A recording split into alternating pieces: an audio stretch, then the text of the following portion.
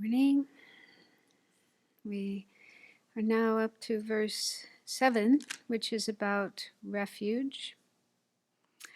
So it says, bound himself, we could say herself too, in the jail of cyclic existence.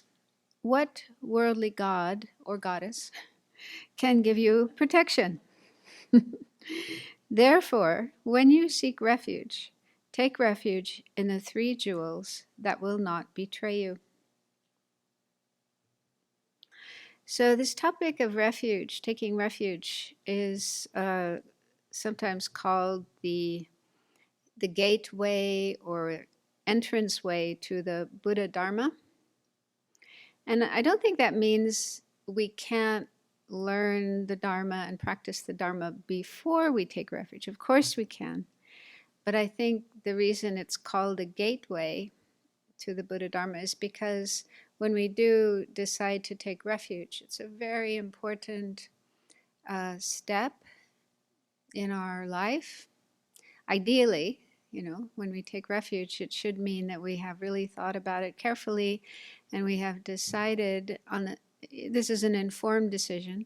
We have decided to commit ourselves to following this path and practicing, learning and practicing, and making changes in our life. So I don't think this decision should be made lightly. It does happen sometimes. For example, I've heard of people who attend a teaching or an initiation given by a lama, and then refuge is offered at the end. And for some people, this is their very first teaching, very first contact with Buddhism, and they jump in and take refuge right away. So I don't think that's very wise. I mean, I'm not saying it's wrong or bad, because that person might, have very strong imprints and might, continue to practice. But I think it also happens that people make that, step, but then they don't practice afterwards, and they don't even try to learn more about what it means to take refuge, and they might even give it up later. So the ideal thing is to really take your time. I'm sure Venerable Children has explained this many times, to really study the Dharma, understand who the three jewels are, what their qualities are, and so forth. And also check yourself. Is this really the right thing for me? Is this really something I want to commit myself to? Because when we take refuge, we do it for life. In the ceremony, we say, until I die. But that doesn't always happen. I was just thinking this morning about this person that I knew. I think Tanya knows him as well. He was a monk and very, very, gung-ho, really, really enthusiastic. He even started Dharma Center and so on. And then the last I heard of him, he completely gave up being a monk and even being a Buddhist, and he became a, Russian Orthodox or Greek Orthodox priest.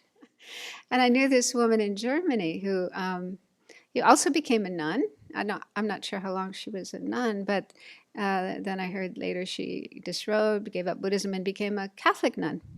And I'm not saying that's wrong. I mean, maybe that really is the right path for them. But it just indicates maybe they weren't really that well informed about Buddhism and what it means to be a Buddhist, what it means to be a ordained person before they made that decision. And I think, the mind can then be kind of unstable. And also, you've probably heard this analogy. They say, if you're going to dig a well, you want to dig a well. And if you just dig down a few feet in one place, and then you stop, and then you start digging in another place, and only go down a few feet, and then you stop, and you keep doing that, you make these very shallow holes everywhere, you're never going to get water that way. You have to keep going deeper and deeper and deeper in the same place. And so it's kind of similar with spiritual teaching or spiritual practices. If we just try one for a little while and then dissatisfied, give it up, try another one, dissatisfied, give it up. So we're never really going to get the full benefit, the actual attainments that are possible through that path. So it really is good to, stick with one path as long as possible. But on the other hand, if it really does turn out to be not the right thing for you, it's not like, oh, this is terrible and You can't give it up. So it is okay to do, but it is better. The point I'm trying to make is it's better to really take your time. Don't rush into it. Although I was thinking myself, my case. I was, 21, I think, when I first started learning Buddhism in the Tibetan library in Dharamsala. And I think within just a couple of months, I took refuge. And I'm still here. So, it's not like it's a bad thing to do, and you should never do it, but it's much better. And I can see this for myself too. It would have been better if I had spent more time, really carefully learned and thought about it and practiced before making that decision. And there's lots of details about this topic of refuge. They're coming in volume 4. Right now, Venerable is putting the finishing touches on volume 4, and she just sent me that section to check. The section on refuge is very, very detailed. But in the meantime, in the Lamrim books, there's lots of information about refuge. What are the objects of refuge? What are their qualities? What it means to take refuge, and so forth. And in this verse, in the first 2 lines, he talks about a worldly God. So what does that mean? So there are people in the world who take refuge in or have devotion to and pray to various gods and goddesses. For example, in the Hindu tradition, there's Brahma, Shiva, Kali, and so forth. And I think in the Chinese tradition as well, there's lots of gods. You see these statues in people's houses, and they make offerings to them and so forth. And in the West, not so many people take refuge in those kinds of gods, but people who are religious generally follow one of the 3 monotheistic religions of Christianity or Judaism or Islam, where there's just one God. And then people who are not religious and who are just concerned about this life and the happiness of this life, they also have kind of worldly gods like money and food, drugs, alcohol, sex, entertainment. I think maybe Netflix has become a quite important object of refuge for many people. When you're unhappy or bored or depressed or dissatisfied, there's all these things you can turn to try to feel better, get some relief. And also, I haven't been in touch so much with the New Age movement, but I remember in the past, seeing in bookstores, for example, all these books of people who've had some kind of communication with, I'm not sure if they're called gods or spirits or whatever, and these other beings, whether they really exist or not, I don't know, but they're giving, messages and advice and predictions and so on and so forth. So there are people who take refuge in those gods or spirit guides or whatever they're called. So the term worldly, when it says worldly God, what that means is that that person or being is still in samsara, still in cyclic existence. They're not free of cyclic existence. And some of these worldly gods might be able to give us some help in temporal things, help you to have more money or better health. And they could also help in terms of future lives. For example, Christianity and the other monotheistic religions, they have a lot of advice on how to live a virtuous life, follow the 10 commandments and so forth. And if you really do live a virtuous life, then most probably your next life will be a good one. You'll be born in heaven rather than hell.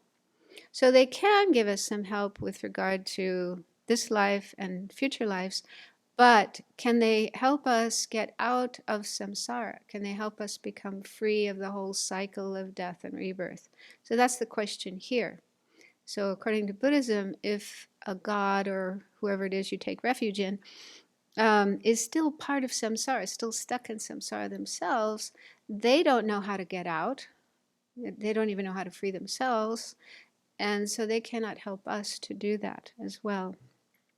So the goal in Buddhism is not just happiness in this life or future lives, but to get out of samsara altogether reach liberation and eventually enlightenment. So we need to rely on someone who knows how to do that, who has done it themselves, so that they can guide us in doing that.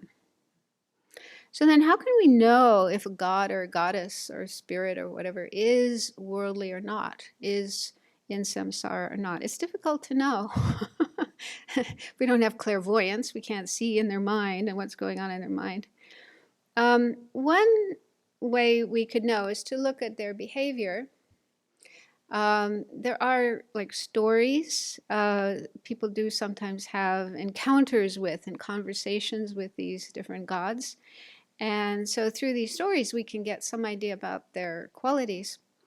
So for example, in Hinduism, there's a god called Brahma. And there's a story about how when he was once asked a question by somebody, it was a kind of very profound esoteric question, and he didn't know the answer. But instead of saying, I don't know, he sort of puffed himself up and said, I am the great Brahma. Sort of, you know. And the teachings say, well, that shows that he still has these two mental factors. They're secondary afflictions called deceit and dissimulation. Deceit is where you pretend to have qualities you don't have, and dissimulation is where you hide faults that you do have. Okay, we all do this because we're so concerned about people liking us and accepting us, so we want to hide our faults and show good qualities. So having those mental factors shows that one is still within samsara. One has not become free from samsara.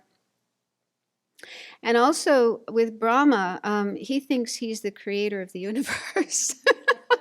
And there's actually a reason for that. It's too complicated to go into, but it has to do with the formation of the universe. And Brahma was there first, and then the desire realm appeared, and he thought, oh, look what I did. I created that.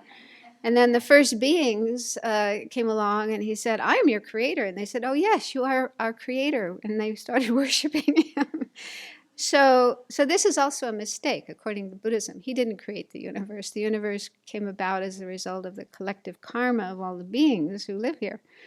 So that shows that he has, he's still subject to ignorance and mistaken conceptions. So if a god, a so-called god or goddess, does show that they still have some mistakes and disturbing conceptions and so on, that shows that they're not free of cyclic existence. Another way we could investigate is to look into their teachings. What is it that they teach? Do they explain the deepest cause of suffering and how to be free from that? That's what the Buddha explains, but it might be hard to find such teachings in other religions. People sometimes wonder about Jesus. And some lamas, I've heard, when they hear about Jesus, his life, his teachings, and they say, oh, he sounds like a bodhisattva. He's a bodhisattva. Quite possible. But then on the other hand, in his teachings, do we find an explanation about the deepest causes of suffering and continued, rebirth, and how to be free from that, how to be free from suffering and its causes? I mean, there's many wonderful, beautiful things in his teachings, but as far as I know, that is missing.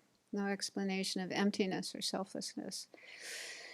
Although I wonder sometimes, maybe he did talk about it, but nobody got it. So, so it sort of got lost.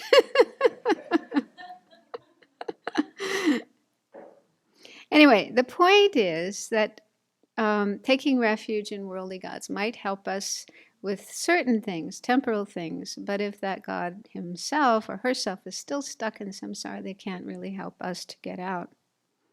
So then we might wonder, well, how can we know if the Buddha is really has all these wonderful qualities and the methods to free us from suffering and its causes? Again, it's difficult to be sure. They say you actually have to be at the Buddha's level or close to that to be able to know for sure, about the Buddha's qualities and realizations. So until then, we have to kind of hope that we're on the right path. But I think if we use the same methods I mentioned before, first of all, check the behavior. So we can read, especially in the Pali Sutras, you can read about the Buddha and his life when he was in this world, walking around, interacting with people, how he dealt with different situations, what he taught, and so forth. So through that, we can get an idea of the Buddha's qualities and behavior, and whether he did have negative qualities, disturbing emotions, and then also looking at his teachings. And we can verify some of Buddha's teachings with our own experience. For example, if I have negative states of mind, anger and so forth, if I behave in non-virtuous ways, these lead to suffering and problems for myself and others. On the other hand, if I try to have positive states of mind, love and compassion, and try to behave in a virtuous way, these lead to happiness. So this is something we can verify. We can check in our own experience. And then we can think, okay, if that much of what he said is true, maybe other things he said are true as well. So then that will give us encouragement to study more and practice more. And if we do, eventually we will be able to get the actual realizations that the Buddha talked about. And then our conviction, our refuge will be very, very, very firm. Okay, so thank you.